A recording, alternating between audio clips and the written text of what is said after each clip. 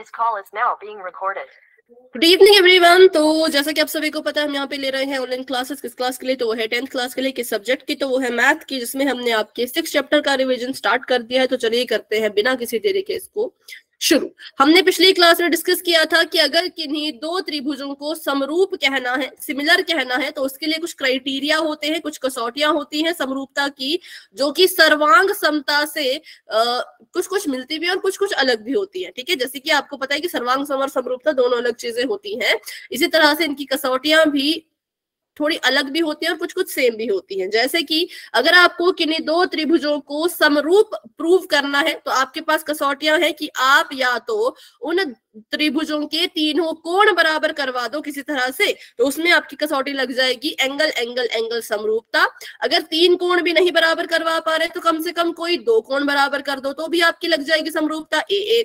अगर आपने त्रिभुज की तीनों साइड को बराबर कर दिया, या फिर आपने ये बता दिया, बराबर नहीं सॉरी, अगर आपने ये बता दिया कि त्रिभुज की संगत भुजाएं एक ही अनुपात में हैं, तो हम कहेंगे वहां पे एस क्राइटेरिया लग जाता है। और अगर आप क्या करो, त्रिभुज की दो भुजाओं और एक एंगल के बारे में उनको कुछ बता दो, तो फिर उसमें एस क्राइटेरिया लगता है। तो ये चार तरह की कसौटियां होती हैं किसी भी त्रिभुज को समरूप बताने के लिए। ठीक है, चलिए स्टार्ट करते हैं अपना क्वेश्चन नंबर 3। क्वेश्चन नंबर 2 हमने पिछली क्लास में कर लिया था, है ना। क्वेश्चन नंबर 2 हमने कर लिया था, 1 भी कर लिया था। क्वेश्चन नंबर 3 आज करना है।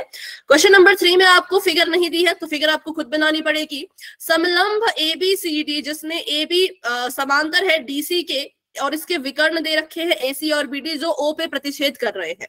दो त्रिभुजों की समरूपता कसौटी का प्रयोग करते हुए दर्शाओ कि OA बटा OC बराबर है OB बटा OD के। OA बटा OC बराबर है OB बटा OD के।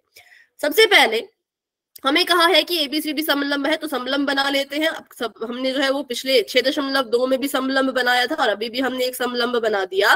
तो इसका नाम ABCD दे रखा था, तो हम भी इसका नाम ABCD रखेंगे। हमने इसका नाम लिख दिया ABCD। क्या नाम लिख दिया? ABCD। अब क्या होगा, तो अब इसके विकर्ण होंगे। विकर्ण जो होता है, एक कोने से दूसरे कोने को टच करो, एक कोने से दूसरे कोने को टच करो, विकर्ण बन गया। तो ये जो इसके विकर्ण हमने बनाए, ये किस बिंदु पे प्रतिच्छेद कर रहे हैं? तो बिंदु O पर ये प्रतिच्छेद कर रहे हैं। विकर्ण को कहते हैं डायगोनल्स। डायगोनल्स जो है वो O पे इंटरसेक्ट कर रहे हैं। ठीक है, और आपने जो है वो किसी तरह से प्रूव करना है इस बात को कि आपका जो OA बटा OB है, OA बटा OC, मतलब OA बटा OC, ये आपने प्रूव करना है किसके बराबर है?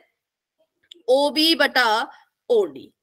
तो अगर हम इन दोनों त्रिभुजों को किसी तरह से समरूप प्रूव कर दें, है ना, एक बार समरूपता प्रूव हो गई, फिर तो हम कह सकते हैं कि समरूप त्रिभुजों में क्या होता है, जो संगत भुजाएं होती हैं उनका जो अनुपात होता है वो बराबर होता है ना।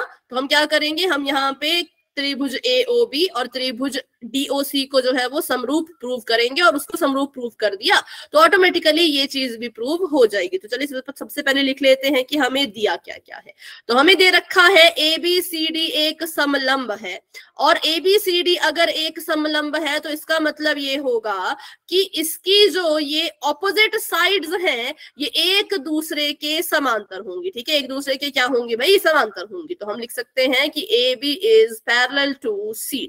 AB समांतर है CD के, और इतनी सी चीज दे रखी है। अब इसकी मदद से क्या करना है, हमने सिद्ध करना है, हमने किसी तरह से जो है वो प्रूव करके दिखाना है कि जो आपका OA बटा OC है वो बराबर है OB बटा OD के। ठीक है, ये हमने प्रूव करा। तो चलिए इसका प्रमाण जो है वो शुरू करते हैं। सबसे पहले हम देखेंगे कि हमें किस किस त्रिभुज को वो करना है, किस किस त्रिभुज को जो है वो हमें समरूप प्रूव करना है, ताकि ये खुद ब खुद प्रूव हो जाए। तो वो त्रिभुज है AOB DOC, जो मैंने आपको पहले भी बताया, AOB DOC। ठीक है, तो इसका प्रमाण करेंगे। यहां से किसी को कोई डाउट होगा तो पूछ लेना। अभी प्रमाण शुरू करेंगे। उम्मीद है ऊपर का तो आपको समझ आ गया, क्योंकि ऊपर वही चीजें लिखी हैं जो सवाल में दी थी। प्रमाण को शुरू करने के लिए त्रिभुज AOB और त्रिभुज DOC को समरूप करेंगे। ठीक है, अच्छा अब देखो क्या हो रहा है कि ये जो AOD OBOC, ये तो इस त्रिभुज में भी आ रहा है, AOD BOC। इन दोनों को समरूप हम प्रूव नहीं कर रहे, है ना, इन दोनों को समरूप प्रूव नहीं कर रहे, समरूप प्रूव कर रहे हैं ऊपर वालों को, मतलब कि इसको और नीचे वाले को। ऐसा क्यों? मैंने क्यों ऊपर और नीचे वाले को ही चुना, जबकि मैं तो दाएं बाएं वालों को भी कर सकती थी ना, तो मैंने क्यों ऊपर नीचे वाले को ही चुना? सोचो और आंसर बताओ। क्योंकि मैम क्वेश्चन में दिया है ना, इसलिए। क्वेश्चन में क्या दिया है? मैम पैरेलल है। अच्छा चलो, आधी बात ठीक बोली, बिल्कुल, क्योंकि हमें दे रखा है कि ए बी सी डी के पैरेलल है, तो हम इस पैरेलल जो हमें चीज दे रखी है ना, इसका इस्तेमाल करके कुछ निकालेंगे। अब हम इस वाले इसको नहीं ले रहे, क्योंकि इसको त्रिभुज को बनाए तो एडी और बीसी त्रिभुज की सॉरी समलंब की भुजाएं आ रही हैं, एडी और बीसी, और एडी और बीसी तो एक दूसरे के पैरेलल नहीं है, तो इसलिए हम क्या करेंगे, हम जो है वो इन ऊपर नीचे वाले त्रिभुजों को लेंगे, क्योंकि ऊपर वाले में ए बी आएगा, नीचे वाले में डीसी आएगा, दोनों आपस में समांतर है, और इस समांतर होने की मदद से हम इनको समरूप साबित कर पाएंगे। ठीक है, इनको हम समरूप साबित कर पाएंगे। तो चलिए करते हैं इनको समरूप साबित। सबसे पहले अगर हम ध्यान से देखें तो क्या क्या हो सकता है। नंबर 1 हो सकता है जो एंगल O है वो एंगल O के बराबर होगा क्यों? बताओ क्यों? दोनों में कॉमन है। नहीं, ऐसी बातें नहीं करनी भाई, कॉमन नहीं है। ये वाला एंगल नीचे बन रहा, ये वाला एंगल ऊपर बन रहा। पहले सुन लिया करो, जब मैं बोलूं तो बीच में मत बोला करो, फिर ना मेरी आवाज नहीं जाती। अभी रुक जाओ भाई, बीच में मत बोलो। पहले नंबर 1, एंगल O के कॉमन नहीं है। जिन बच्चों को नहीं समझ आया वो सुनो क्यों नहीं है, क्योंकि ये वाला O नीचे बन रहा, ये वाला एंगल O ऊपर बन रहा है। तो कैसे कॉमन हुए? कॉमन होता है अगर एक ही त्रिभुज में आता। ठीक है, हाँ लिख लिया करो, चैट में लिख लिया करो, बिल्कुल सिंपल सी बात, चैट में लिख लिया करो, इससे क्या होगा, बच्चों को भी जो डिस्टर्बेंस नहीं होगी। तो बिल्कुल सही कहा कि ये शीर्षाभिमुख कोण है, इसीलिए ये बराबर होंगे। ये कॉमन, नाम सुनने में कॉमन लग रहा होगा, नाम जब सुना तब आपको सुनने में कॉमन लग रहा होगा, पर जब हमने देखा तो ये कॉमन नहीं थे। कॉमन कब होता है वो अगले क्वेश्चन में पता चलेगा। ठीक है, वो आपको अगले क्वेश्चन में पता चलेगा। तो अभी के लिए है ये शीर्षाभिमुख। करते हैं इसको सॉल्व। एंगल O के शीर्षाभिमुख है। अरे 1 मिनट रुकना बच्चों, बस 1 मिनट रुकना।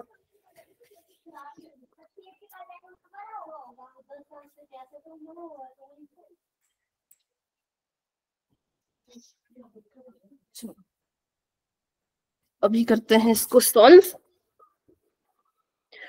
और हमें दे रखा है कि ABCD के पैरेलल है, और अगर ये पैरेलल रेखाएं हैं और इसमें BD और AC किसका काम कर रही होगी? सोचो और बताओ। कोण का। किसका? कांते अंत्य कोण। मैंने रेखा की बात पूछी बेटा।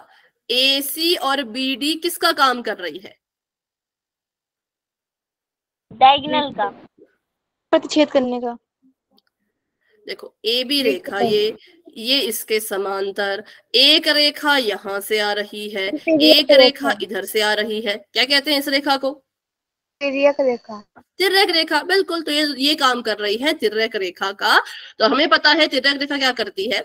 तो आपका ये है, ये समांतर रेखा हो गई और ये तिर्यक रेखा हो गई। तो इसकी मदद से क्या होगा, अगर हम ध्यान से देखें तो ये वाला जो कोण है वो इस वाले कोण के बराबर होगा।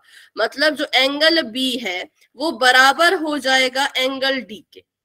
कैसे बताओ कैसे? अंतः एकांतर कोण। एक तो ये अंदर की तरफ को बन रहे हैं दोनों ही, दूसरे ये एकांतर है, मतलब कि अल्टरनेट है। ठीक है, तो ये हो गए हमारे लिए अंतः एकांतर कोण, इसलिए ये हो गए बराबर। तो यहाँ पे आप चाहो तो 2 ही क्राइटेरिया, एक क्राइटेरिया लगा के भी इसको समरूप कह सकते हो, लेकिन अगर आपने एक और लिखना ही है जो कि हो जाएगा कि कोण A कोण C के बराबर, ये वाला कोण इसके बराबर। ठीक है, क्योंकि यहाँ पे भी क्या हो गया, वही तिर्यक रेखा का काम कर रही है। तिर्यक रेखा का काम करेगी तो क्या करेगा भाई, इनको क्या कर देगा, बराबर कर देगा। ये भी हो गया सेम कारण, अंतः एकांतर कोण। यहाँ पे क्राइटेरिया लग गया, कसौटी लग गई, कौन सी? कोण कोण कोण समरूपता। कौन सी? कोण कोण कोण समरूपता। और इसकी मदद से क्या हुआ, तो इसकी मदद से जो हमारे त्रिभुज हैं, जो हमारा त्रिभुज है AOB, वो समरूप हो गया किसके? त्रिभुज DOC के। और हमें पता है, हम इस चीज को जानते हैं, अगर कोई त्रिभुज दूसरे त्रिभुज के समरूप है तो उनका जो अनुपात होगा, उनकी संगत भुजाओं का जो अनुपात होगा वो बराबर होगा। ठीक है, इसका मतलब अगर अगर हम अनुपात निकालेंगे ओ ए बटा ओ बी का, तो वो किसके बराबर आएगा, सॉरी ओ ए बटा ओ सी का, ओ ए बटा ओ सी का, तो वो किसके बराबर आएगा, ओ OB बटे OD।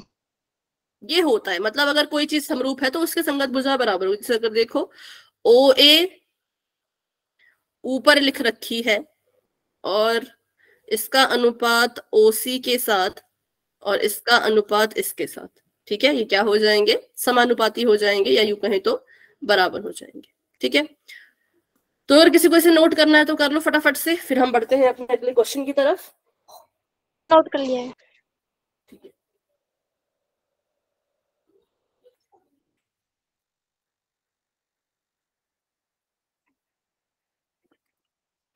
मैम आज का फर्स्ट क्वेश्चन है आपका? फर्स्ट क्वेश्चन मतलब तीसरा क्लास क्वेश्चन। का थर्ड क्वेश्चन है ये। हाँ ये थर्ड क्वेश्चन है। ठीक है, हो क्वेश्चन गया? आपका 6.3 का थर्ड क्वेश्चन है, 6.3 का थर्ड। फर्स्ट सेकंड करा दिया आपने? हाँ बेटा, वो हमने पिछली क्लास में कर लिया था। ठीक है, तो चलिए बढ़ते हैं आगे। इसके लिए मैंने कहा रिकॉर्डिंग देख लिया करो ना, जब आप क्लास को मिस कर देते हो तो रिकॉर्डिंग देख लिया करो। अगला क्वेश्चन करते हैं, क्वेश्चन नंबर मैम 4। क्लास लेते बस नंबर देख लेते हैं। क्या हो गया? क्लास लेते बस नंबर उसमें 3 लिखा था, कंफ्यूज हो गए थे। अच्छा अच्छा, पर हमने पिछली क्लास में नहीं किया था ना ये वाला, मुझे ऐसा याद है कि नहीं किया था। No ma'am. No ma'am. ठीक है, अभी करते हैं इसको। तो ये वाला क्वेश्चन भी मुझे इंपॉर्टेंट लगता है, इसको अच्छे से सीखना सभी ने। आपको यहाँ पे आकृति में क्या क्या दे रखा है, आपको आकृति दी है, आकृति देख लो, और इसमें हमें क्या क्या दिया है वो लिख लेते हैं। तो हमें दे रखा है कि जो क्यू आर है वो बटे में क्यू एस बराबर है क्यू टी बटे में पी आर। ठीक है, ये हमें क्वेश्चन में दिया है। और एक और चीज हमें दे रखी है कि जो एंगल नंबर 1 है वो एंगल नंबर 2 के बराबर है। सिद्ध क्या करना है, तो सिद्ध हमें ये करना है, इसी तरह से हमें ये प्रूव कर देना है कि जो त्रिभुज पी क्यू एस है वो किसके समांतर है, त्रिभुज टी क्यू आर के। ठीक है, किसके समांतर है, टी क्यू आर के। तो इसका प्रमाण शुरू करते हैं। ठीक है, चलिए इसका प्रमाण शुरू करते हैं। क्वेश्चन नंबर 4 है ये। तो इसमें सबसे पहले हम देखेंगे त्रिभुज पी क्यू आर। ठीक है, in triangle P Q are अगर हम देखें तो हमारा है कहां पे, पहले वो दोनों देख लेते हैं कि ये दोनों त्रिभुज है कहां कहां पर। ये है P Q are, P Q are. ठीक है, और दूसरा त्रिभुज है टी क्यू आर, ये है टी क्यू आर। तो इनको अलग अलग बना देते हैं। ठीक है, इनको अलग अलग बनाएंगे तभी हम अच्छे से कर पाएंगे। तो ब्लैक कलर का बना देते हैं पी क्यू आर। तो ये रहा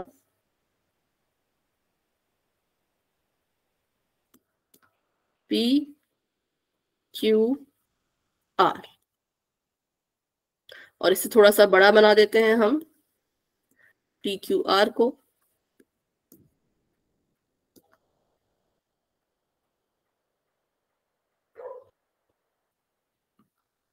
अब हमने इनको प्रूव करना है कि ये क्या है, ये दोनों आपस में कैसे हैं, ये दोनों आपस में जो है वो समरूप है। ठीक है, तो क्या कर सकते हैं, देखो इसमें नंबर 1 चीज अगर आपको कोई दिख रही हो कि आप इसमें क्या कर सकते हो,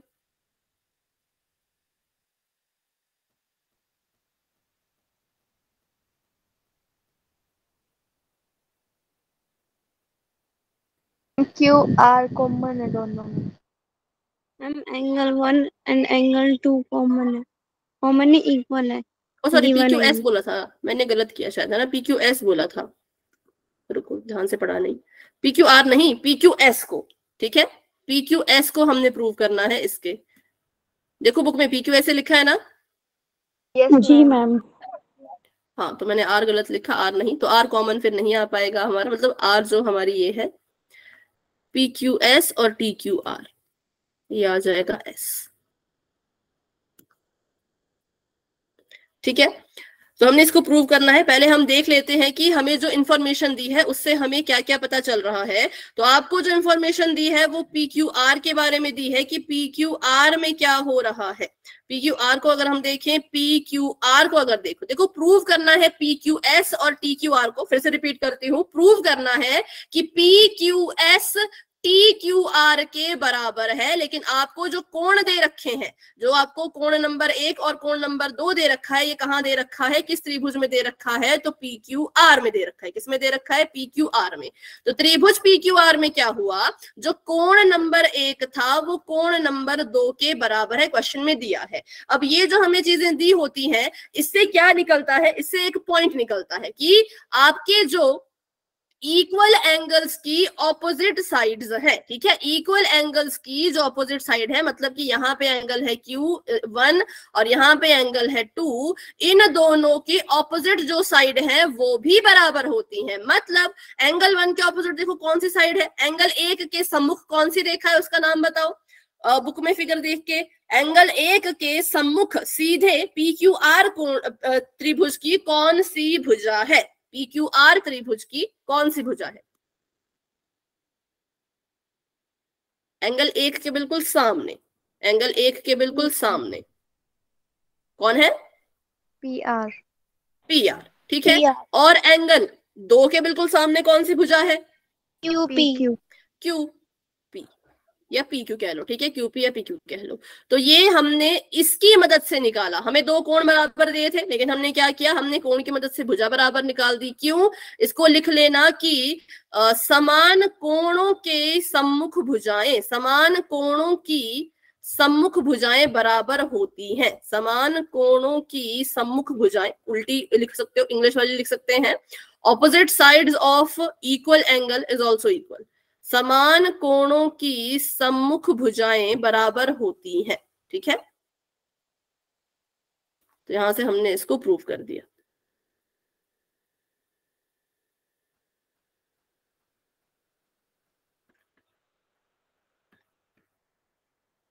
चलिए, ये लाइन याद रखना, आगे हमारे काम आएगी ये। तो अब हमने इन दोनों त्रिभुजों को करना है समरूप साबित। तो त्रिभुज PQS और त्रिभुज PQR में हमने जो है वो क्या करना है, इसको प्रूव करना है कि ये दोनों आपस में क्या है, TQR ये दोनों आपस में क्या है, समरूप है।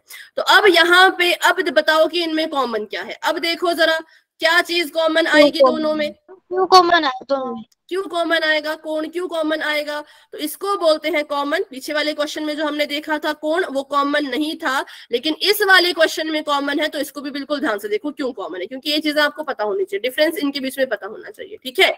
जब हमने क्या किया, जब हमने देखा TQR को, मतलब कि इसको, जब हमने देखा TQR को मतलब कि इस वाले त्रिभुज को, तो इसमें भी क्या आया, इसमें भी Q आया, है ना, इसमें भी कौन आया, Q आया। और जब हमने देखा अपने त्रिभुज PQS को, किसको देखा, अपने त्रिभुज PQS को, तब क्या हुआ, तो इसमें भी ये Q आया। तो इसे कहते हैं कॉमन, इसे क्या कहते हैं, कॉमन। पीछे वाले केस में देखो अगर, तो ये वाला कोण जो बन रहा था, जिसको हम कॉमन कह रहे थे, ऊपर बन रहा था, एक नीचे बन रहा था, ये कॉमन नहीं था, ये शीर्षाभिमुखी थे, इनको कॉमन नहीं कहते। कॉमन इसको कहेंगे जो दोनों में आ रहा हो। ये Q जो है वो QTR में भी आया और QPS में भी आया, ठीक है। इसलिए हम कहेंगे कि एंगल Q जो है वो बराबर है एंगल Q के, क्योंकि ये कॉमन है। कैसा है, कॉमन है। अब एक एंगल तो बराबर हो गया, और कोई एंगल तो इसमें बराबर आ नहीं सकते। अब हम देखेंगे क्या भुजा का अनुपात बराबर हो सकता है, देखते हैं जरा, क्योंकि हमें दिया है भुजा का अनुपात, मतलब हमने इसकी मदद से कुछ करना है, इसकी मदद से हमने कुछ जो है वो ट्राई करना है। तो हमें भुजा का अनुपात दे रखा था कि जो QR बटा QS है वो बराबर है QT बटा PR के, ठीक है, QT बटा PR के। मतलब ध्यान से देखना अब फिगर को, ध्यान से देखना फिगर को, QR ये रहा, इसका अनुपात QS के साथ, ठीक है, मतलब संगत भुजाओं का अनुपात हो गया ना, इसका अनुपात QS के साथ। और जो आपका QT है ये ऊपर वाला, QT का अनुपात PR के साथ। पर हमारे पास जो त्रिभुज है उसमें तो PR है ही नहीं, उसमें तो PQ है। हमारे पास जो त्रिभुज है उसमें तो भाई पी आर है ही नहीं, पी क्यू है। तो इसका उपयोग हम कैसे करें, कैसे हम इसको यूज करें, इनको जो है वो करने के लिए, समरूप करने के लिए। सोचो जरा, किसी के पास कोई आइडिया आ रहा हो तो।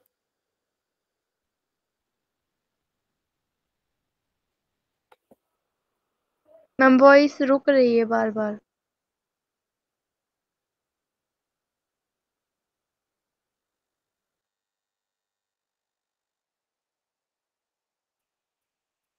मैम आपकी वॉइस नहीं आ रही। अभी आ रही है?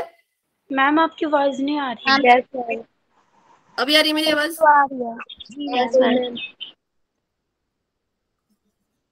तो वो कहाँ से वॉइस नहीं है ये बताओ, फिर मैं रिपीट करती हूँ। Ma'am angle Q equal to angle Q. ठीक है, अभी सभी को वॉइस, पहले ये बता दो, अभी सभी को वॉइस बिल्कुल ठीक आ रही है? Ma'am clear. ठीक है, तो मैं फिर से रिपीट करती हूँ। ठीक है, तो मैंने कहा कि यहाँ पर जो है वो हमें दे रखा था एंगल क्यू के बराबर है, वो तो हमने लिख दिया। फिर हमें इन्होंने अनुपात दे रखा है, देखो क्वेश्चन में दे रखा है अनुपात, तो हमने उसका भी यूज करना है अपने क्वेश्चन को सॉल्व करने के लिए, इनको समरूप करने के लिए। तो क्वेश्चन में दे रखा था कि जो क्यू आर बटा क्यू एस है वो बराबर है क्यू टी बटा पी आर के। अब हमें पता है अगर हम किन्हीं दो त्रिभुजों की संगत भुजा के अनुपातों को बराबर कर दें तो वो समरूप हो जाते हैं। किन्हीं दो त्रिभुजों की संगत भुजा के अनुपात अगर बराबर आ रहे हो, समानुपाती आ रहे हो, तो क्या होता है, वो जो त्रिभुज होते हैं वो आपस में समरूप हो जाते हैं। ठीक है, तो हमने देखा क्यू एस और क्यू आर बटा क्यू एस था। हमने देखा क्यू आर कहाँ है, क्यू आर यहाँ है। क्यू आर का क्यू एस से अनुपात किसके बराबर है, क्यू टी के पी आर के अनुपात के बराबर। लेकिन हमने जो त्रिभुज चुना है उसमें तो पी आर है ही नहीं, उसमें तो पी है, क्यू है, एस है। अब हमें कुछ ऐसा करना है कि ये जो टी क्यू बटा पी क्यू का अनुपात आ जाए, कि ये जो इन्होंने क्यू टी बटा पी आर लिखा है इससे पी आर गायब हो जाए और क्या हो जाए, पी क्यू इसकी जगह पे आ जाए। तो क्या कैसे कर सकते हैं, सोचो और बताओ। कि पी आर गायब हो जाए, उसकी जगह पे पी क्यू आ जाए।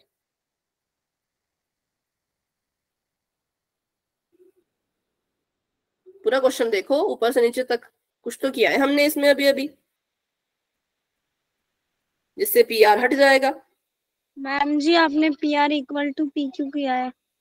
बिल्कुल, हमने पी आर पी क्यू के बराबर लिखा था, तो इसका ये मतलब है हम यहां से इस पी आर को हटा के इसकी जगह पर पी क्यू लिख सकते हैं। हम यहां से पी आर को हटा के इसकी जगह पे पी क्यू लिख सकते हैं। मतलब हम इसको लिख सकते हैं कि जो क्यू आर बटा क्यू एस का अनुपात है वो बराबर है क्यू टी बटा पी क्यू के अनुपात के, क्योंकि ये दोनों बराबर थे। ये दोनों बराबर क्यों थे, हमने अभी तो देखा था कि त्रिभुज पी क्यू आर में कोण 1 कोण 2 के बराबर है। जब दो कोण बराबर होते हैं तो उनकी ऑपोजिट साइड्स, उनकी सम्मुख भुजाएं भी बराबर होती है। यहां से हमें मिल गया था कि पी आर पी क्यू बराबर है, तो अगर ये बराबर है तो हम क्या कर सकते हैं, इसको यहां से हटा के इसकी जगह पे पी क्यू लिख सकते हैं। तो इस क्वेश्चन में सबसे पहला काम तो आपका ये होगा कि एंगल जो आपको दे रखे हैं दोनों, इनकी मदद से कुछ निकालो। तो इनकी मदद से क्या निकालो, इनकी मदद से ये निकालो कि पी आर पी क्यू के बराबर है। किसके बराबर है, पी आर पी क्यू के बराबर है। ये आपने निकालना था तो निकाल लिया,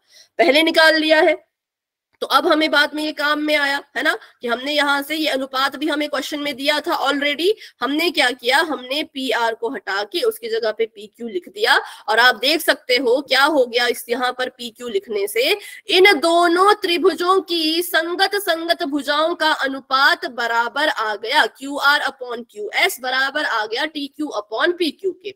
तो क्या अब ये समरूप हो गए, बताओ क्या अब ये समरूप हो गए, हाँ या ना? यस, क्योंकि साइड एंगल साइड वाला क्राइटेरिया इसमें लग गया, एस ए एस वाला क्राइटेरिया इसमें लग गया। और हम कहेंगे कि जो त्रिभुज पी क्यू एस है वो किसके समरूप है, तो वो समरूप है टी क्यू आर के। ठीक है, ये क्वेश्चन इंपॉर्टेंट है और मुझे लगता है ये एग्जाम में आ भी सकता है, इसलिए इसको ध्यान से सीखो। अभी कोई डाउट है तो पूछो। मैम साइड एंगल साइड क्यों लगा? क्योंकि इसके संगत भुजाओं का अनुपात बराबर हो गया और एक एंगल बराबर था, तो साइड एंगल साइड लग गया। ठीक है, यस मैम। ये कॉमन है।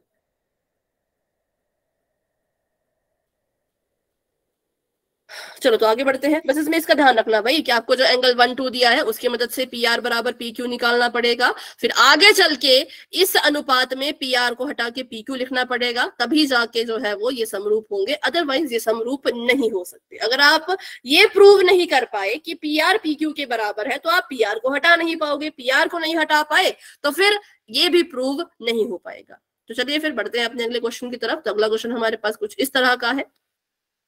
यहाँ पे हमें कहा है पी क्यू आर और क्यू आर पर क्रमशः बिंदु एस और टी इस प्रकार स्थित है कि angle P angle are T S के बराबर है।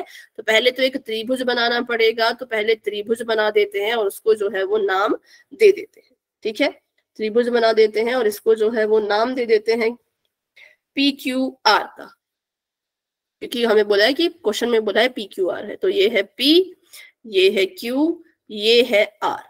अब ये कह रहे हैं कि पी आर और क्यू आर को इस तरह से जोड़ो। ठीक है, क्रमशः बिंदु एस और टी, मतलब इनके ऊपर दो बिंदु हैं। इन भुजाओं, जो भुजाओं को मैंने अभी नाम लिया पी आर और क्यू आर, इनके ऊपर दो बिंदु हैं एस और टी नाम के। ठीक है, एस और टी नाम के। पी आर पे एस है और क्यू आर पे टी है। मुझे कैसे पता चला कि पी आर पे एस और क्यू आर पे टी? बताओ मुझे कैसे पता चला? पी आर पे एस दिखाया था और क्यू आर पे टी दिखाया था बाद में।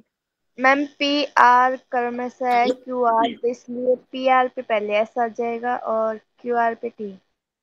बिल्कुल, क्योंकि जब क्रमशः लिखा होता है ना तो इसका मतलब क्रम में चलो। अगर पी आर पहले है और एस पहले है तो पी आर के ऊपर एस, क्यू आर बाद में है, टी बाद में, तो क्यू आर के ऊपर टी। ठीक है, छोटी छोटी चीजें हैं जो आपको क्वेश्चन पढ़ते वक्त समझ आनी चाहिए। तो इनको हमने जोड़ना है और इनको जोड़ के कुछ ऐसा हो गया कि क्या हो गया, इनको जोड़ के जो आपका एंगल है पी, मतलब यहाँ पर जो एंगल बन रहा है पी, वो किसके, इसको नाम दे दो एंगल 1 का, वो किसके बराबर है? तो वो बराबर है एंगल आर टी एस के। आर टी मतलब इसके बराबर। ठीक है, एंगल 2 इसके बराबर है। तो हमें ये क्वेश्चन में ऑलरेडी दे रखा था और हमें बोला है बिल्कुल सिंपल सी चीज, हमें बोला है कि शो करो कि आपका जो आर पी क्यू त्रिभुज है वो समरूप है आर टी एस के।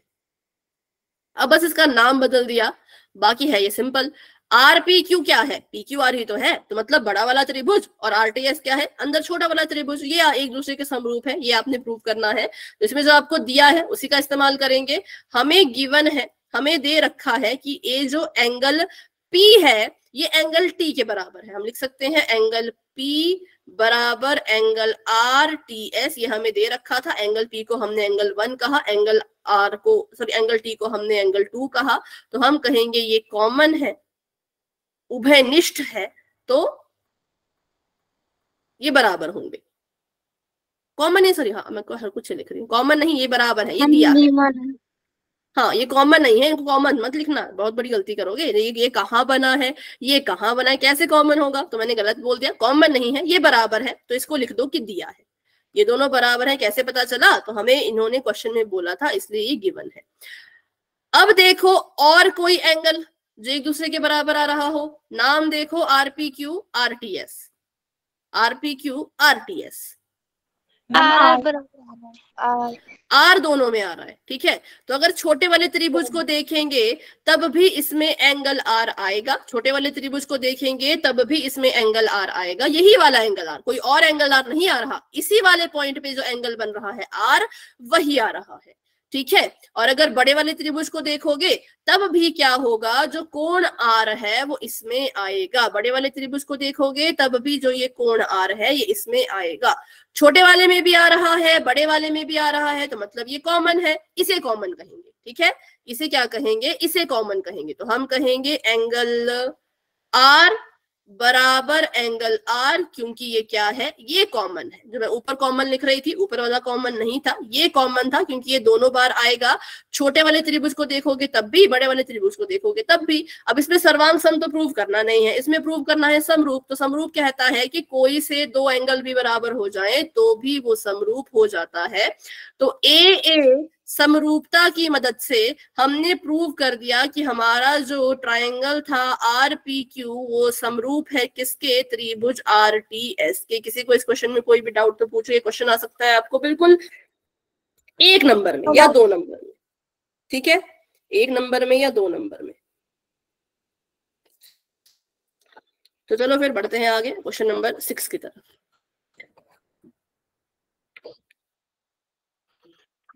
तो ये है क्वेश्चन नंबर 6 और यहाँ पे आपको क्या क्या दिया है पहले तो वो देख लेते हैं। आपको बोला है कि आकृति 6.37 में यदि त्रिभुज ABE, ये किसका सिंबल होता है भाई बताओ, ये किसका सिंबल होता है? सर्वांग सम, ठीक है, ठीक है। ये सर्वांग सम है ACD के, ये आपको दी है और ये दी है इन्होंने बड़ी ही इंपॉर्टेंट चीज, ठीक है, ये आपको दिया गया है और ये दिया है बहुत ही ज्यादा इंपॉर्टेंट कि भाई ये जो त्रिभुज है, 2 त्रिभुज आपको दिए, कौन कौन सा, त्रिभुज ABE, ये किसके सर्वांग सम है, तो ये सर्वांग सम है त्रिभुज ACD के, ठीक है। तो इनको देखते हैं ये है कहाँ कहाँ, तो ABE ये वाला त्रिभुज मतलब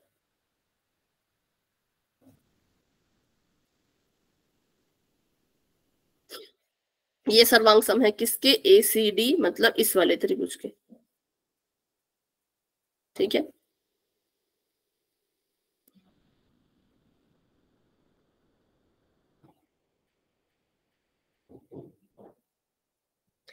तो चलिए अब इसको देखते हैं क्या करना है इसमें। तो आपने शो करना है, आपने यहाँ पे सिद्ध करना है, ठीक है। सिद्ध करने को आपको बोला है कि सिद्ध करो, अगर ये दोनों सर्वांग सम है तो आप सिद्ध करके बताओ कि त्रिभुज ADE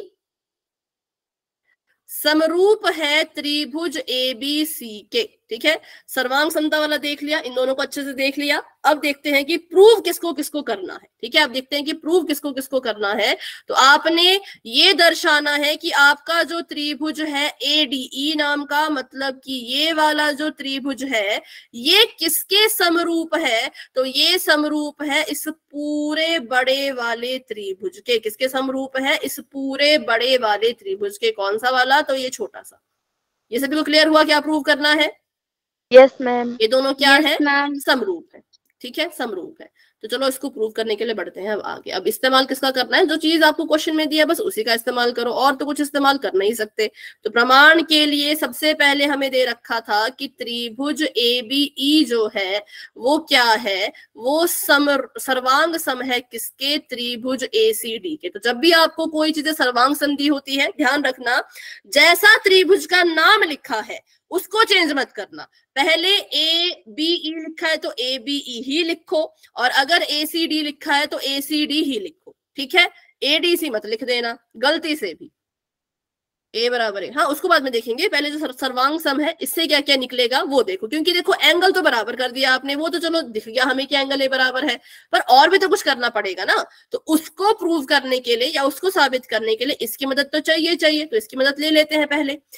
तो मैंने क्या कहा, नाम चेंज मत करना, कॉरेस्पॉन्डिंग चीजें बराबर होती हैं, मतलब संगत चीजें बराबर होती हैं। जैसे कि यहाँ पे A लिखा है तो A के बराबर होगा, ठीक है। तो यहाँ पे क्या होगा, एंगल A के बराबर होगा। बताओ एंगल B किसके बराबर होगा, एंगल C के। और एंगल D किसके, सॉरी E किसके बराबर होगा, एंगल D के, एंगल D के, ठीक है। तो कोण हमने ये कर दिए। अब भुजाओं की बात करते हैं। अगर मैं बोलूं कि AB अगर भुजा है तो वो किसके बराबर होगी, AC के, AC के, ठीक है। अगर AE भुजा है, AE ध्यान रखो, AE लिया मैंने पहले त्रिभुज का पहला और आखिरी, तो AE किसके बराबर होगा, AD के, AD के, ठीक है। और तीसरा लेते हैं BE, है ना, BE बच गया। BE किसके बराबर होगा, CD के, CD के। तो इसको नाम देते हैं हम समीकरण नंबर, ठीक है। जो आपका AB बराबर AC ये है समीकरण नंबर 1 और ये है आपका समीकरण नंबर 2, क्योंकि हमें इनकी जरूरत पड़ेगी तो इसको हमने समीकरण का नाम दे दिया। इसको भी लिख दो समीकरण नंबर 3, जरूरत इसकी वैसे पड़ेगी नहीं, ठीक है। तो ये हमने लिख दिया, जो सर्वांग सम चीजें थी उसको देख के हमने लिख दिया। अब हमने आना है वापस से अपने त्रिभुज में जिसको हमने प्रूव करना है। तो त्रिभुज ADE को सर्वांग सम प्रूव करना है त्रिभुज त्रिभुज ए बी सी के। अब यहाँ पे देखो क्या बराबर है, तो बिल्कुल एंगल ए के बराबर होगा, क्योंकि छोटा वाला त्रिभुज हो या बड़ा वाला त्रिभुज हो, दोनों में ही एंगल ए आ रहा है, तो ये हमारे लिए कॉमन हो जाएगा। क्या हो जाएगा? कॉमन हो जाएगा। ठीक है, दोनों में ही क्या हो रहा है, दोनों में ही जो है ये आ रहा है, तो ये कॉमन हो गया। अब एक कोण तो बराबर हो गया। अब हमने देखना है कि इनकी जो संगत भुजाएं हैं उनके अनुपात को बराबर कर सकते हैं क्या। जैसे जो आपका छोटा वाला त्रिभुज है उसको बनाने के लिए लग रहा है एडी, और जो आपका बड़ा त्रिभुज है उसको बनाने के लिए लग रहा है एबी। तो हमें प्रूव करना है कि एडी बटा एबी का जो अनुपात निकल के आएगा वो बराबर होगा एई बटा एसी के। अगर हम ये चीज प्रूव कर दें, अगर हम इस चीज को प्रूव कर दें कि संगत भुजाओं का अनुपात बराबर है, संगत भुजाएं बराबर नहीं लेकिन संगत भुजाओं का अनुपात बराबर है, तो हम कहेंगे कि ये त्रिभुज एक दूसरे के समरूप होंगे। ठीक है, ध्यान दो, क्योंकि यहाँ पे छोटे बड़े त्रिभुज है ना। अगर तो त्रिभुज दूसरी तरह से बने होते या एक ही त्रिभुज होता तब तो हम इसको आराम से कर लेते। अब जैसे छोटे त्रिभुज को मैं ऐसे बना दूं, ठीक है, ध्यान रखना, यहाँ पे आपको समझ आ जाएगा। छोटा त्रिभुज मैंने ऐसे बना दिया, ठीक है, और इसका नाम था एडीई, इसका नाम था एडीई, और बड़ा वाला त्रिभुज मैंने ऐसा बड़ा बना दिया और इसका नाम था एबीसी। तो मुझे बताओ कौन सी भुजा किसके संगत हुई। अब इसको इमेजिन करके देखो, है ना, एडी एबी के, मतलब हमें अनुपात निकालना है एडी एबी का। क्या करना है? अनुपात निकालना है एडी एबी का। दूसरी संगत भुजा कौन सी हुई? एई एसी के, तो मतलब मुझे अनुपात निकालना है एई और एसी का। अगर इन दोनों भुजाओं के अनुपात बराबर आ जाते हैं, तो हमने पीछे पढ़ा था भाई कि त्रिभुज संगत होते हैं। ठीक है, तो एक कोण बराबर आना चाहिए था, एक कोण बराबर आ चुका है। अब अगर हम किसी तरह से इन दोनों भुजाओं के अनुपात बराबर करवा दें तो प्रूव हो जाएगा कि छोटा वाला त्रिभुज बड़े वाले त्रिभुज के समरूप है। किस किस को ये समझ आया कि संगत भुजा कैसे मैंने लिखी, क्यों मैंने एडी बटा एबी और एई बटा एसी लिखा? क्लियर है सभी को? इसमें कोई डाउट? क्योंकि आकृति में एक ही दिया होता है ना, तो हमें अलग अलग बना के देखना पड़ता है। ठीक है, तो चलो इसको भी के लिए ऐसे रख के मिटाने की जरूरत नहीं है। तो हमें ये चीज प्रूव करनी है।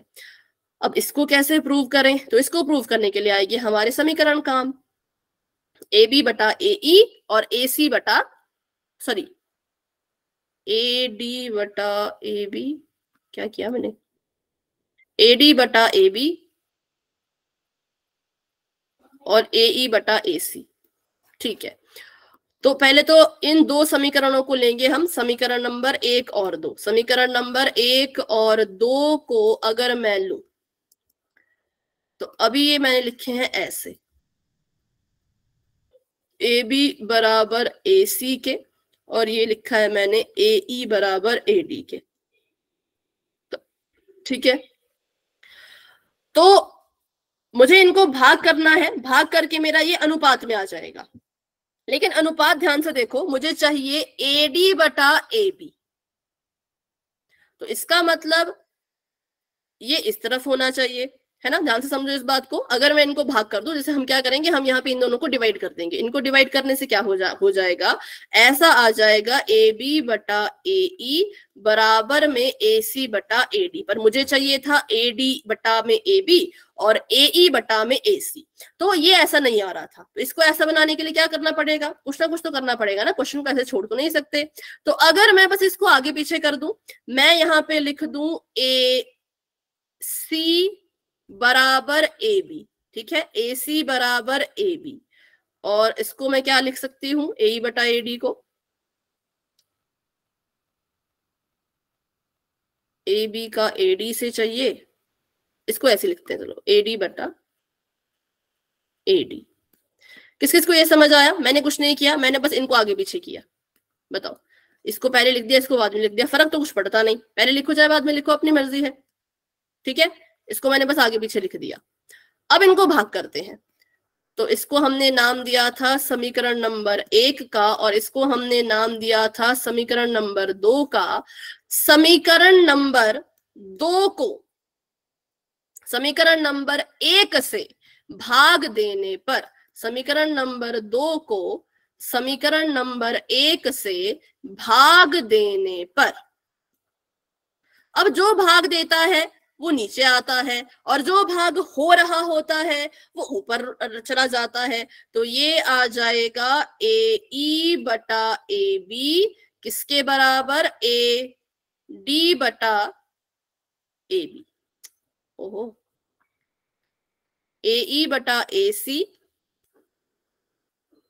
AD बटा AB, क्या हमें यही चाहिए था? देखो जरा, AD बटा AB AE बटा AC, ठीक है, तो हमें मिल गया, हमें इनका अनुपात बराबर मिल गया। तो अनुपात बराबर मिल गया और एक कोण भी बराबर मिल गया था, तो क्राइटेरिया लग गया SAS दोबारा से, और ये जो है वो समरूप साबित हो गया। मतलब इसमें बस आपने इतना ध्यान रखना है कि आपको जो चीजें इन्होंने सर्वांग सम वाली त्रिभुज में दी थी, वहां से आपने क्या क्या चीजें निकाली उसका ध्यान रखो। तो वहां से हमने 3 एंगल बराबर निकाले और 3 भुजाएं बराबर निकाली, ठीक है। अब इनको बराबर निकाल के हमने देखा कि ये हमारे कहाँ कहाँ काम आएगी। तो यहाँ से एक एंगल हमारे काम आ गया कि एंगल A के बराबर है, कॉमन है, ये यहां से काम आ गया। फिर एंगल A के बराबर था, है ना। फिर हमने देखा कि हमें संगत भुजाएं, उनका अनुपात बराबर करना है। तो हमें किसी तरह से प्रूव करना है कि AD बटा, संगत भुजा तो वही होती है ना जो दिखती है संगत, तो AD बटा AB का अनुपात AE बटा AC के बराबर है, ये हमने प्रूव करना था। इन दोनों का अनुपात इन दोनों के अनुपात के बराबर है। तो अगर हम इसको पहले सीधा लिख देते तो उतनी दिक्कत नहीं आती, पर चलो अब इसको हमने सीधा नहीं लिखा था, तो मैंने क्या किया, समीकरण नंबर 1 और 2 को ले लिया और यहाँ पे आ गया AB बटा AE AC बटा AD। अगर मैं इसको भाग करती तो मेरा कुछ ऐसा आता, कुछ ऐसा ये आता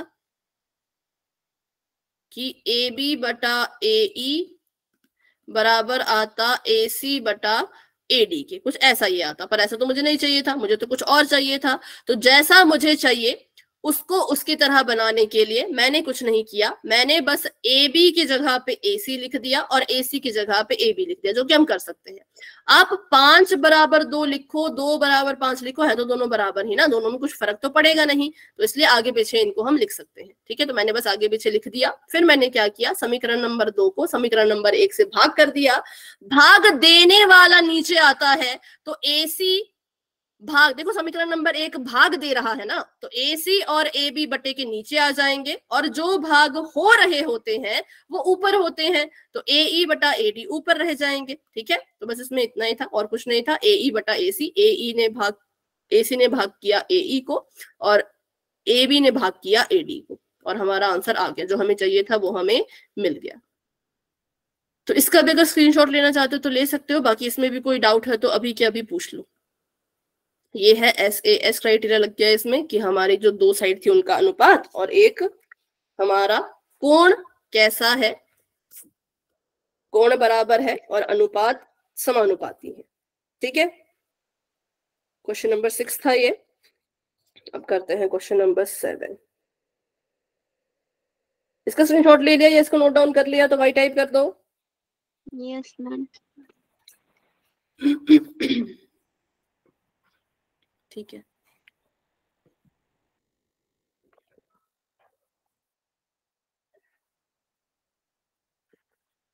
तो इस क्वेश्चन के हैं भाई 4 पार्ट।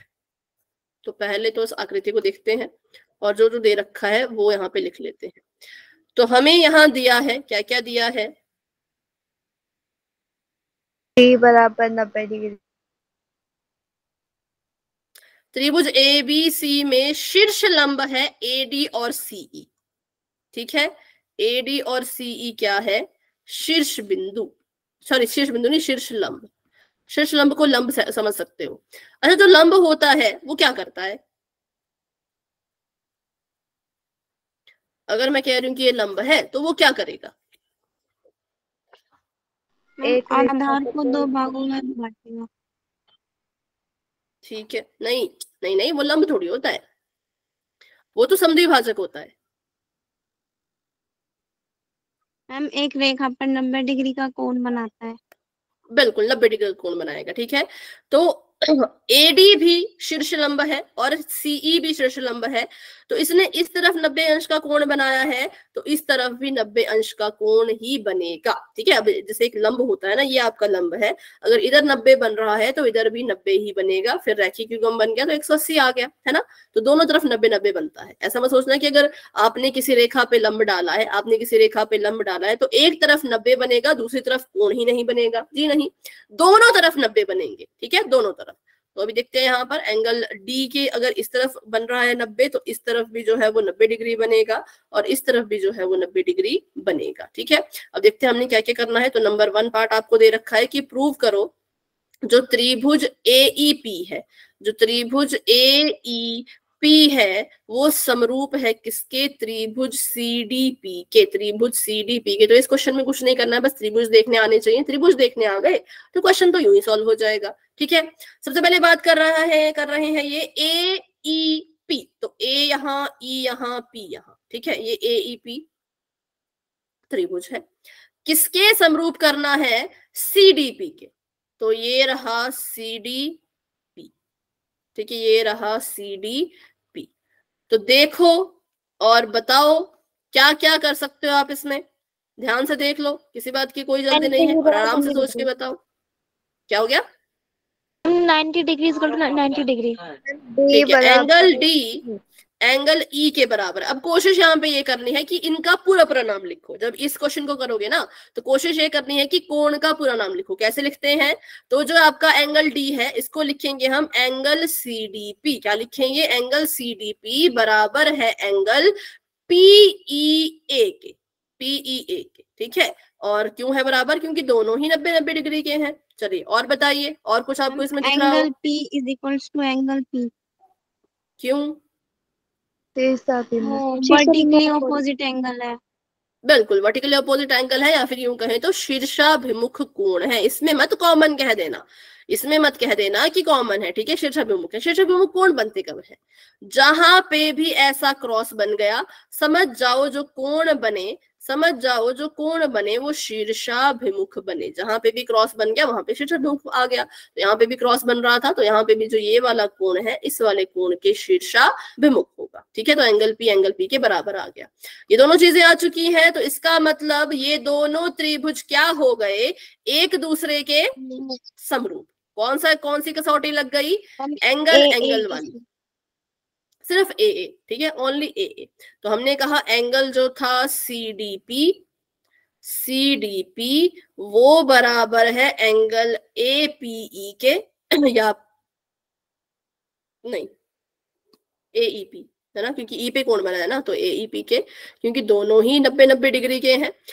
और जो हमारा एंगल P है वो एंगल P के बराबर, क्योंकि ये शीर्षाभिमुखी है। बस, तो हमने इसमें AA कसौटी लगा दी और ये हमारा जो है वो समरूप हो गया। पार्ट नंबर 2 कर लेते हैं। पार्ट नंबर 2 में कह रहे हैं कि आप क्या करो, अब त्रिभुज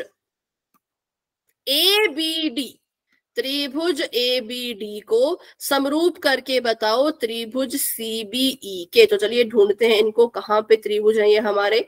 त्रिभुज ABD की बात करें, त्रिभुज ABD की बात करें तो ये है ABD, मतलब कि ये वाला। ठीक है, ABD,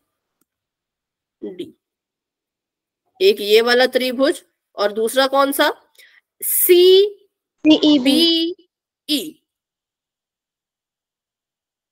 CE यहाँ पर है, B यहाँ पर है।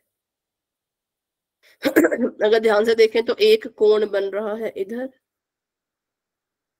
और एक इधर और एक इधर भी और एक इधर भी। तो इसको देखते हैं जूम करके और पता लगाते हैं कि इसमें क्या क्या हुआ होगा। चलो बताओ, इन दोनों त्रिभुजों को देखो और बताओ। ADB is equal to CEB is equal to 90 degree.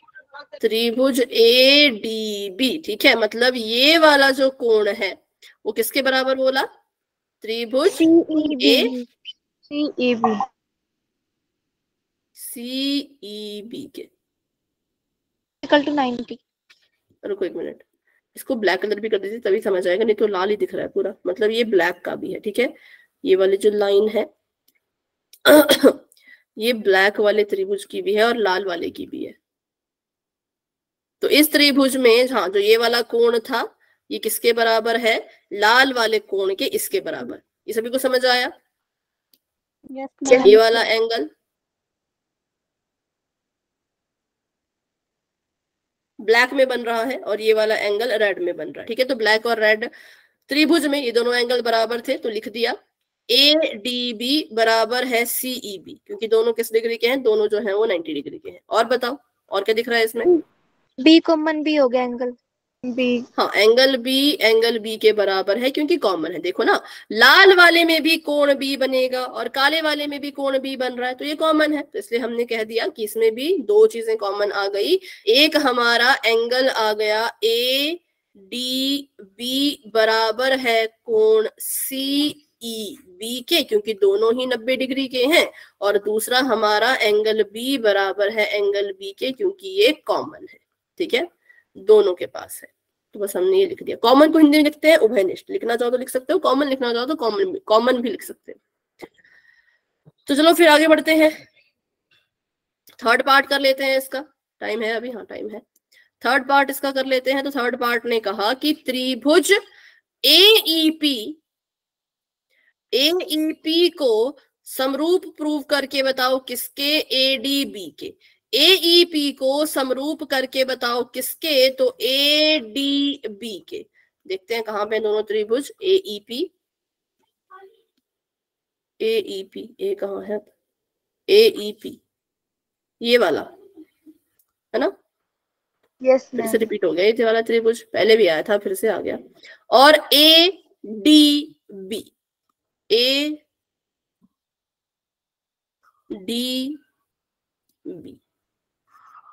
मतलब ये वाला।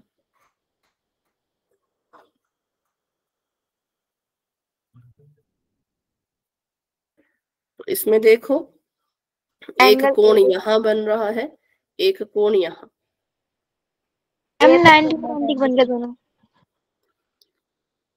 एक तो एंगल ADB किसके बराबर होगा, एंगल AEP के 90 डिग्री इक्वल टू 90।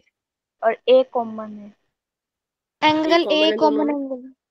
हाँ, और A जो है वो कॉमन है, तो ये आ गया 90 डिग्री के बराबर। और एंगल A होगा एंगल A के ही बराबर, क्योंकि ये कॉमन है, दोनों ही उसमें आ रहा है, तो ये कॉमन हो गया। ठीक है, तो बस ये भी हमने प्रूव कर दिया। यहाँ पे भी हमारा क्राइटेरिया लग गया एंगल वाला। तो अगर बात करें हम 9th क्लास में सर्वांग समता की, सर्वांग समता फिर भी थोड़ा टफ होता था, क्योंकि उसमें क्राइटेरिया बहुत ही कम थे, है ना, और उनको निकालना थोड़ा मुश्किल होता था। लेकिन समरूपता की बात करें तो समरूपता में क्राइटेरिया इतने आसान है कि कोई से भी दो एंगल बराबर कर दो, या कोई से भी दो एंगल एक भुजा 3 एंगल बराबर कर दो, कुछ भी कर दो तो समरूप हो ही जाता है। ठीक है, तो सर्वांग समता वाले क्वेश्चन अगर 9th में आपने किए हैं तो ये तो आपके लिए काफी आसान है, तो इनको छोड़ना बिल्कुल नहीं है, समझ के करो अच्छे से। ठीक है, और नहीं समझ आएगा तो खुद से प्रैक्टिस करो। पहले तो सबसे मेन चीज है, खुद से प्रैक्टिस करोगे ही नहीं तो आएगा नहीं। जब मैंने क्वेश्चन किए तो मैंने भी पहले खुद से सॉल्व किए ना, तभी तो मुझे पता चला कि अच्छा ऐसा ऐसा है। अगर मैं खुद से सॉल्व नहीं करती तो मुझे कैसे पता चलता? इसलिए जब खुद से सॉल्व करोगे और अपना दिमाग चलेगा कि अच्छा ऐसा भी हो सकता है, अच्छा वैसा भी हो सकता है, तब अच्छे से कर पाओगे। ठीक है, तो अब आखिरी कर लेते हैं PDC और BEC। अजीब सी नाम है तो भाई, PDC BEC कहाँ है, चलो देखते हैं। PDC ये छोटा वाला, ये है हमारा PDC त्रिभुज। और BEC, B कहाँ है, ये E और C मतलब ये वाला। ठीक है, C कॉमन है। ठीक है, कोण C इसमें कॉमन आ गया। Angle E equal to 90 degree बराबर है। कोण C हो गया कोण C के बराबर, क्योंकि दोनों त्रिभुज में जा रहा है। एंगल D की बात करें तो वो फिर से हो जाएगा एंगल E के बराबर, क्योंकि दोनों ही 90 डिग्री के हैं। तो ये जो हमारे लंब थे, शीर्ष लंब थे, इन्होंने काफी मदद की हमारी क्वेश्चन सॉल्व करने में। अगर शीर्ष लंब नहीं होते तो फिर क्वेश्चन बहुत अजीब सा हो जाता। तो चारों में ही हमने बस दो दो एंगल बराबर कर दिए, और जो कि हो भी रहे थे, एक तो शीर्ष लंब की मदद से हो रहा था और दूसरा एंगल कहीं ना कहीं से कॉमन आ रहा था। तो इसलिए ये क्वेश्चन बहुत ही आसान है, इसको आप खुद से फिर से ट्राई करना, डाउट होगा तो फिर पूछ लेना। ठीक है, तो ये था हमारा क्वेश्चन नंबर 7। अब कर लेते हैं क्वेश्चन नंबर 8। टाइम है हमारे पास, हाँ 5 मिनट है। क्वेश्चन नंबर 8 कर लेते हैं। तो क्वेश्चन नंबर 8 में आपको अच्छा इसका किसी ने स्क्रीनशॉट तो नहीं लेना है, वैसे मुझे लगता नहीं जरूरत है, बट चलो लेना है तो फटाफट से ले लो बिल्कुल, और अगर हो गया तो बता दो।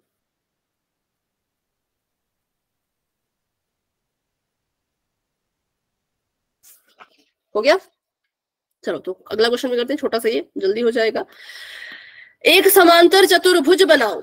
समांतर चतुर्भुज होता है शायद पैरेललोग्राम, ठीक है, समांतर चतुर्भुज होता है पैरेललोग्राम, जिसको इंग्लिश में हम कहते हैं पैरेललोग्राम। इसकी क्या होती है, इसकी ऑपोजिट साइड्स जो होती हैं वो पैरेलल होती हैं, दोनों ही। समलंब में ऐसा नहीं होता था, समलंब में सिर्फ एक ही जोड़ा होता था पैरेलल समांतर, लेकिन समांतर चतुर्भुज का नाम ही इसलिए समांतर चतुर्भुज है क्योंकि इसकी सारी भुजाएं समांतर होंगी, तो इसका नाम दे दिया ABCD। फिर ये कह रहे हैं कि ABCD की बढ़ाई गई भुजा AD पर स्थित E एक बिंदु है। क्या लिखा है ये? ABCD की बढ़ाई गई भुजा AD पर स्थित E एक बिंदु है तथा BE भुजा CD को F पे प्रतिच्छेद करेगी।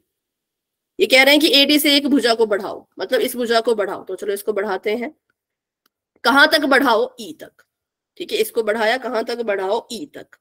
तो ये कर दिया हमने, बढ़ा दिया इसको E तक।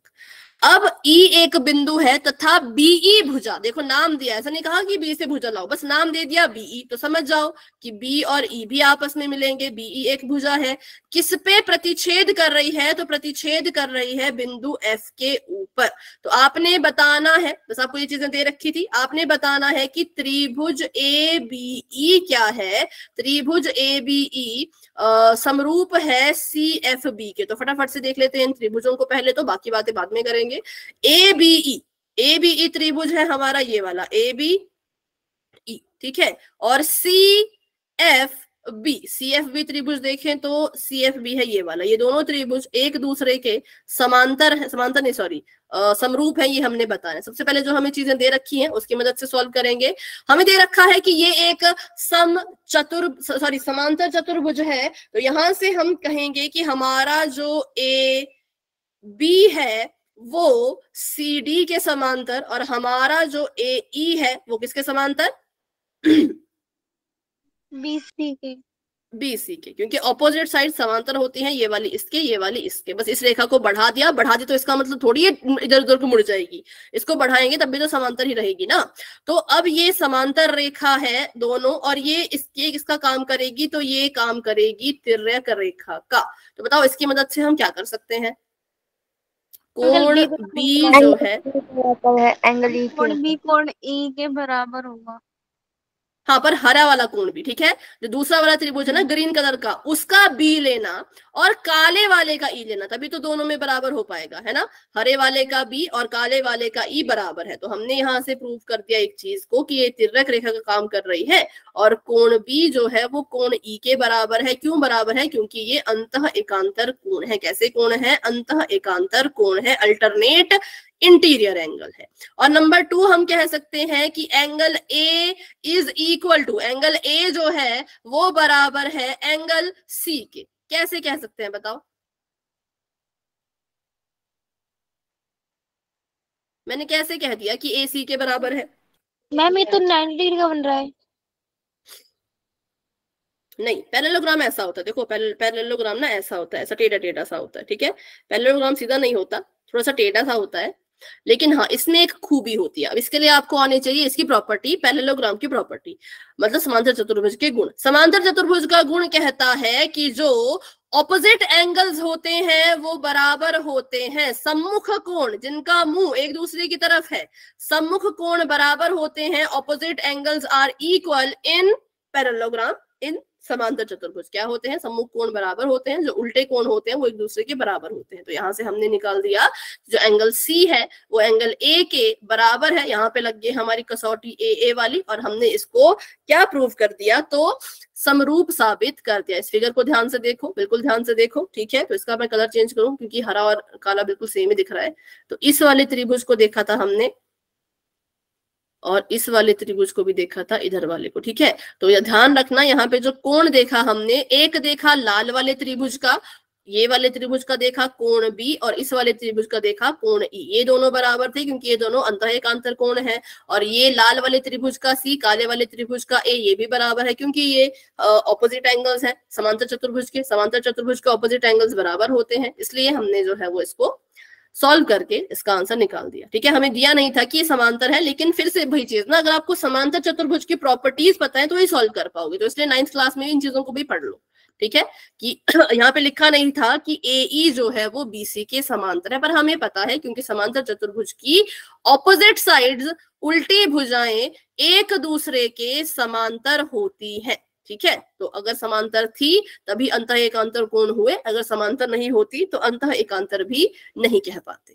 ठीक है, तो चलिए अभी क्लास को इतना रखते हैं। आज की क्लास को लेकर के किसी बच्चे के मन में कोई भी डाउट है तो पूछ लो, बाकी इन क्वेश्चन को सॉल्व करना खुद से। जितने भी क्वेश्चन आज किए बुक खोल के कॉपी बंद करके खुद क्वेश्चन सॉल्व करना, कहीं पे कोई डाउट हो तो पूछ लेना। ठीक है, तो क्लास को इतना रखते हैं और अभी के लिए करते हैं क्लास को end. Good night, bye bye, मिलते हैं अपनी अगली क्लास में जो कि सोमवार को है।